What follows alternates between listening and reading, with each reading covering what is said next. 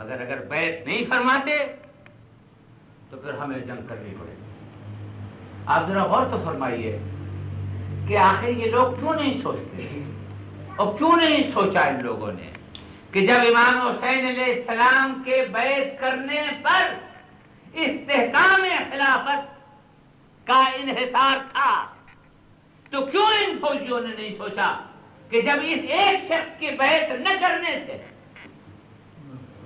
حاکم وقت رہتا ہے، خلیفہ نہیں ہوتا، تو پھر ہم کیوں ان کا احترام نہ کریں؟ امام حسین علیہ السلام نے جب یہ دیکھ لیا کہ یہ بندہ ذر ہے، یہ بندہ اسلام نہیں ہے، یہ خدا کے بندے نہیں ہے، یہ محمد کے بندے نہیں ہے، یہ کہ زبان میں تو یہ بات نہیں، صرف بیان سے یہ بات نہیں کہی جا سکتی تھی۔ جناب امام حسین علیہ السلام نے میدان جنگ میں مجبور ہو کر، جب کوئی اور چارہ نہ رہا، آپ کو معلوم ہے کہ جناب امام حسین علیہ السلام نے رات کی مہلت مانگی، ورنہ 9 کی شام ہی سے حملہ شروع ہو گیا تھا، اور وہ رات کی مہلت آپ کو زیادہ انداز ہوگا کیونکہ آپ جانتے ہیں کہ کسی کے سامنے دست سوال بلند کرنا، پھیلانا، یہ کتنا مشکل کام ہے۔ یہ وجہ ہے کہ خداوند عالم نے اپنے مقتدر اور اپنے ناز بردار بندے سے یہ کہا ہے کہ کسی بندے کے سامنے ہاتھ مت پھیلا، اس لیے کہ اگر اس کے سامنے تو ایک ہاتھ پھیلائے گا تب بھی تجھے کچھ نہیں ملے گا، تیرے 2 ہاتھ ہیں، یہ دونوں تو میرے سامنے پھیلا۔ اور ایک طریقہ مانگنے کا میں بتا ہی دیتا ہوں، کہیں ایسا نہ ہو کہ تو ادھر ادھر گھومتا پھرے۔ میرے یہاں مانگنے کا ایک انداز ہے، وہ میرے فرشتے جب وہ سنتے ہیں تو پھر تیری آواز مجھ تک پہنچا دیتے ہیں، مگر اگر تو نے کسی غلط فارم پر، چاہے کتنے ہی اچھا ریسرچ کیا ہوا فارم کیوں نہ ہو، اپنی درخواست بھر کر بھیج دی تو کہیں یہ کہہ کر واپس نہ کر دی جائے کہ حکومت کے متعلقہ فارم پر یہ درخواست بھر کر بھیجیے، لہذا ہم تمہیں لارڈس پریئر بتا دیتے ہیں، دونوں ہاتھ تم ہمارے سامنے پھیلاؤ، ہم تمہارے دونوں ہاتھوں کو بھر دیتے ہیں۔ آپ ذرا غور تو کیجیے کہ جس ہستی کی زندگی دینے میں گزری ہو،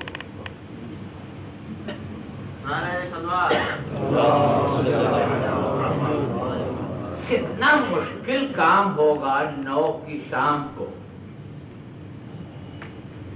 یہ پیغام بھجوانا کہ ہمیں ایک رات کی مہلت دے دے، جبکہ وہ کوئی بات ماننے کے لیے تیار نہیں۔ اور آپ جانتے ہیں کہ جب جناب عباس سے مولا نے یہ فرمایا کہ عباس جا کر ایک شب کی مہلت لو تاکہ ہم اپنے معبود کی عبادت کر سکیں اور پھر صبح کو قربان ہوں، تو جناب عباس نے یقیناً سوچا ہوگا کہ کس زبان سے جا کر میں مانگوں، مگر باہر اطاعت امام کہ اپنی سیرت بدلے، معلوم تھا کہ مولا جس وجہ سے یہ رات مانگ رہے ہیں، اگر مانگنا بھی پڑے تو ایک ناری کو نوری بنانے کے لیے یہ اپنی فطرت بدلے۔ سبحان اللہ، میرا یہ ایمان ہے کہ جناب امام حسین نے ایک شب صرف اس لیے مانگی تھی کہ انہیں حر کا انتظار تھا، اور حر کی بخشش مقصود تھی، اس لیے کہ واقعہ کربلا میں اگر ہم جیسا کوئی کیریکٹر ہے تو وہ حر کا کیریکٹر ہے، کہ گنہگار،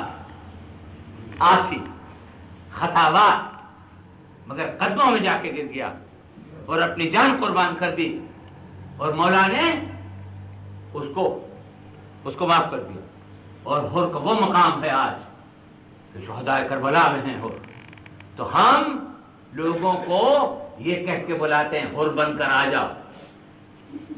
مگر ہم یہ نہیں کہہ سکتے کہ عباس بن کر آ جاؤ، ممکن نہیں ہے، حر بن کر آ جاؤ۔ حر کے لیے آپ نے ایک شب مانگی، مولا نے جس نیت سے مانگی تھی، ظاہر ہے محمد کے نواسے ہیں، رات بھر ہر پریشان رہے، صبح ہر آ گئے۔ اب روز عاشور امام حسین نے یہ طے کیا کہ ہم نے یہ تو ثابت کر دیا، قرآن میں ہے کہ تمہارا ایک کافر کے 10 پہ بھاری ہے، تمہارا 10 کافر کے 100 پہ بھاری ہے، یعنی جتنے لڑنے والوں کی تعداد آپ کم کرتے جائیں گے، آپ فوج الہی کی تصدیق کرتے جائیں گے، اور ادھر جتنی کمک آتی جائے گی وہ یہ ثابت کرتے جائیں گے کہ وہ لشکر کفار ہے، لشکر مشرکین ہے، لہذا 72 اور 72,000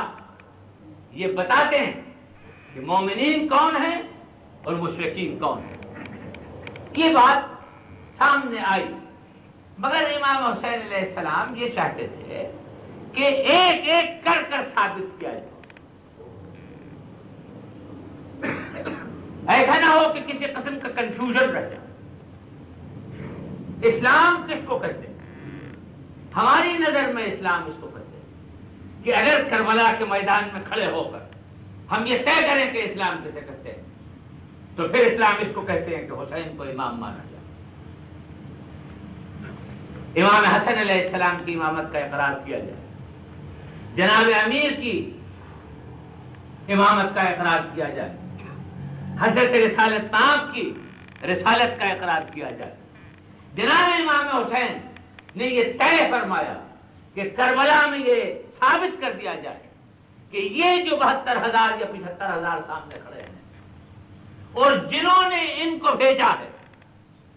وہ ان سب سے بالکل لا تعلق ہے، اور جب یہ ثابت ہو جائے گا تو دنیا پر یہ بھی ثابت ہو جائے گا کہ یہ کون لوگ ہیں، اور پھر خود مورخین اپنا نتیجہ نکال لیں گے۔ لہذا جناب امام حسین نے سب سے پہلے اپنے بھائی حسن علیہ السلام کی نشانی جناب حضرت قاسم کو بھیجا، اور یہ کہ یہ میرے بھائی حسن علیہ السلام کی نشانی۔ جناب امام حسن علیہ السلام کا امامہ پہنایا، پوری کی تلوار، اور بالکل قاسم ابن الحسن بنے ہوئے تھے، مگر جو کچھ ہوا وہ آپ کو معلوم ہے۔ امام حسین علیہ السلام نے یہ ثابت کر دیا کہ یہ قوم اشقیاء میرے بھائی کے ماننے والی نہیں ہے، کوئی تعلق جناب امام حسن سے ان کا نہیں۔ اس کے بعد آپ نے جناب عباس کے اصرار پر ان کو ایک اسائنمنٹ دیا، اور وہ یہ کہ سکینہ کا ہاتھ پکڑ کے جناب عباس لے آئے، یہ کہا بیٹی بابا سے میرے سے حاج کرو، اور آپ نے فرمایا کہ میں سکینہ کے لیے پانی لے آؤں۔ یہ اسائنمنٹ جناب عباس کو دیا گیا۔ جناب عباس جناب امیر علیہ السلام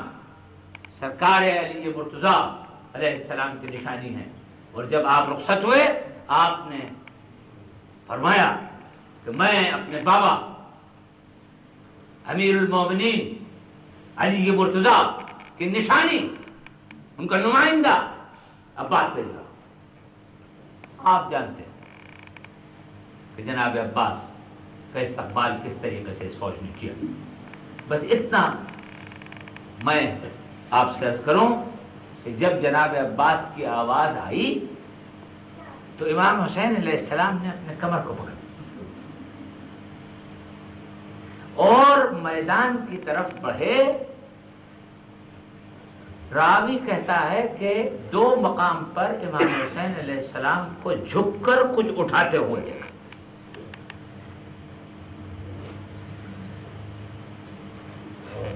کیسا وقت جناب امام حسین پر آیا کہ اپنے اس قوت بازو کے بازو جو بازو ان کے اٹھانے کے لیے بنے تھے ان کو جناب امام حسین اٹھا کر، اور خدا عالم سے شاید عرض کر رہے ہوں پالنے والے گواہ رہنا کہ یہ قوم اشقیاء یہ وہ قوم ہے کہ علی سے بھی یہ انکار کرتی ہے، اسے علی سے بھی کوئی عقیدت نہیں۔ یہ جب طے ہو چکا کہ حسن سے بھی کوئی عقیدت نہیں ہے، علی سے بھی کوئی عقیدت نہیں ہے، تو اب ضرورت اس بات کی تھی کہ یہ بھی ثابت کر دیا جائے کہ اس قوم اشقیاء کو محمد سے کوئی تعلق نہیں۔ ایسے میں جب تنہا اور سب شہید ہو گئے تو کڑیل بیٹا علی اکبر، حضرت علی اکبر کو جناب زینب نے بڑے اہتمام سے پالا۔ جناب علی اکبر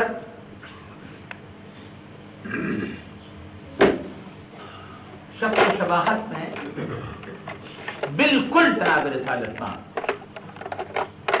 اور جناب امام حسین کو جب کبھی اپنے نانا کی زیارت کا شوق ہوتا تھا تو حضرت علی اکبر کو سامنے بٹھاتے تھے۔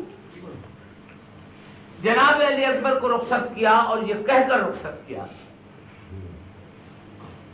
کہ اے قوم اشقیاء، میں اب اس 18 برس کے کڑیل جوان کو بھیج رہا ہوں کہ جو میرے نانا کی ہو بہو شکل ہے۔ اگر تمہیں محمد کا پاس ہے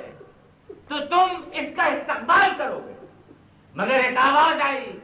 کہ اے بابا آپ پر آخری سلام ہو، اور حسین نے یہ ثابت کر دیا کہ نہ یہ حسن کے ماننے والے ہیں، نہ یہ علی کے ماننے والے ہیں، اور نہ یہ میرے نانا محمد مصطفیٰ کے ماننے والے ہیں۔ جب یہ بات ثابت ہو گئی اور اب جناب رسالت مآب سے بھی یہ منکر ہو گئے، تو اب ایک آخری سبق جناب امام حسین علیہ السلام نے پڑھایا اور اب کہا کہ میں یہ چاہتا ہوں کہ اے مورخین عالم، تم یہ جان جاؤ کہ یہ لوگ مسلمان نہیں بلکہ انسان بھی،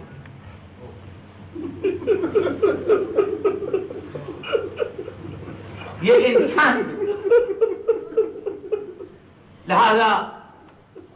ایسی یک و تنہائی کے عالم میں امام حسین علیہ السلام مخاطب ہوئے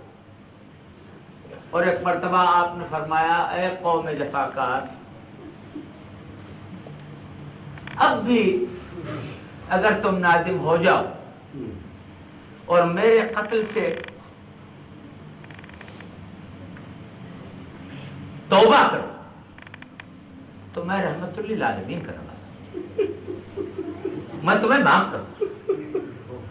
آواز آئی اے حسین، تقریر بند کیجیے، یا بیعت کیجیے یا جنگ کیجیے۔ پھر ایسے میں جناب امام حسین علیہ السلام نے ایک مرتبہ داہنے بائیں نظر فرمائی اور دیکھا ایک طرف جناب عباس، ایک طرف کڑیل جوان علی اکبر، تمام شہداء پڑے۔ ہر اچھے لڑنے والے کو یہ جی چاہتا ہے کہ جب وہ جنگ کرے اور ایسے عالم میں جنگ کرے کہ جب 72 لاشیں اٹھا چکا تو جی چاہتا ہے کہ کوئی جنگ دیکھنے والا۔ آپ نے آواز دی حل من ناصر ینصرنا، ہے جو کوئی میری مدد کرے۔ یہ آواز 3 مرتبہ بلند ہوئی کہ ایک مرتبہ خیمے کا پردہ ہلا اور آواز دی فضا نے شہزادے اندر آئیے، شہزادے اندر آئیے۔ جناب امام حسین اندر تشریف لے گئے اور دیکھا کہ ان کی چہیتی بیوی رباب اپنے بیٹے کے جھولے کے برابر میں کھڑی، یہ کہہ رہی ہیں علی اصغر، کاش تم علی اکبر کی عمر کے ہوتے تو آج تم بابا کے لیے قربان ہو جاتے۔ علی اکبر تمہاری عمر تمہارے آڑے آ رہی ہے، علی اکبر آؤ تمہاری آستینیں چڑھا دوں، بابا کو بلاؤ۔ اور حضرت علی اکبر، حضرت علی اصغر اپنے جھولے سے ہر اس آواز کے بعد کہ جو حل من ناصر جنسرنا کی آتی تھی اپنے آپ کو جھولے سے گرا دیتے تھے. جناب فضا نے آواز دی. جناب امام حسین آئے, دیکھا کہ جناب رباب کھڑی ہیں اور کہا یہ بچہ آپ کی آواز پر تڑپتا اور جھولے سے گرا دیتا ہے. جناب امام حسین نے اپنے بیٹے کو آواز دی اور ہاتھ میں لیا اور کہا رباب اچھا میں شاید اس کو پانی مل جائے, میں لے کے جاتا ہوں. جناب رباب بڑی خوش ہوئی اور جناب رباب سوچتے ہوں گے اے علی اصغر ابھی جنگ ہو چکی ہے, بس بیٹا ایسی جنگ کرنا کہ اپنے باپ کے ہاتھ پر فتح اور شکست کا فیصلہ کرا دے. اے علی اصغر تلواروں کی جنگ سے تو یہ فتح نہیں ہو سکی, اے میرے بیٹے اپنی سوکھی زبان سے یہ فتح حاصل کرنا. جناب امام حسین اس بچے کو لے کر چلے اور آپ جانتے ہیں کہ تمام تقریروں کے باوجود بھی کسی نے اس بچے کو پانی نہیں پلایا. امام حسین علیہ السلام نے یہ دیکھا کہ ایک مرتبہ یہ بچہ ہاتھوں پر تڑپ گیا اور جناب امام حسین نے اس بچے کے گلوئے مبارک سے جو خون نکلا وہ خون لے کر اپنے ریش مبارک پر مل لیا اور آپ بچے کو لے کر خیمے کی طرف بڑھتے تھے اور پیچھے بڑھتے تھے اور پیچھے, اس لیے نہیں کہ رباب علی اصغر کو نہ دیکھتے بلکہ اس وجہ سے جانتے تھے کہ رباب یہ توقع نہیں فرماتی تھی کہ میرے بیٹے کو ایسے تیر سے نہر کیا جائے گا. رباب علی اکبر کو نہ دیکھ سکیں گی. رباب کیسے علی اکبر کو دیکھتی ہے, علی اصغر کو دیکھتی. بیٹے کو پشت خیمہ پر دفن کر دیا اور ایک مرتبہ خیمے میں گئے اور رباب سے کہا رباب مبارک ہو, تمہارے بیٹے نے ہمیں سرخرو کر دیا, تمہارے بیٹے نے ہمیں سرخرو کر دیا. بس اب تمام بیویوں پر ایک نظر ڈالی اور ساری بیویوں سے رخصت ہوئی. خدا حافظ خدا حافظ. ایسے میں بہن قریب آ گئی اور بہن قریب آ کر کہنے لگی بھیا آج آپ رخصت ہو رہے ہیں, خداوند عالم آپ کی مدد فرمائے. اور کہا میرے نزدیک آئیے. جناب امام حسین علیہ السلام نزدیک آئے, آپ نے بلوئے مبارک کا بوسہ دیا, کہا اماں نے یہ وصیت فرمائی تھی کہ جب میرے بیٹے پر مصیبت آئے اور وہ یکا و تنہا رہ جائے اور جب وہ رخصت ہو رہا ہو تو میری طرف سے اس کے بلوئے مبارک کا بوسہ دینا. جناب امام حسین علیہ السلام نے کہا بہن اگر یہ بات ہے کہ تم ماں کی وصیت پر عمل کر رہی ہو تو بابا نے مجھ سے بھی ایک وصیت کی تھی کہ جب زینب تم کو رخصت کر رہی ہو حسین تو تم اس کے بازوؤں کو بوسہ دینا کہ وہ میری راہ میں اور خدا کی راہ میں اپنے بازوؤں کو رسیوں سے بندھوائے گی. اللہ لعنت اللہ علیہ والے ہم سب کو توفیق عطا فرما کہ ہم آئمہ کے نقش قدم پر چلیں. پالنے والے ہمیں زیارات سے مشرف فرما اور تاجیر فرما. ایک سورہ فاتحہ اشرف بھائی کے والد صاحب عبداللہ گانجی کے لیے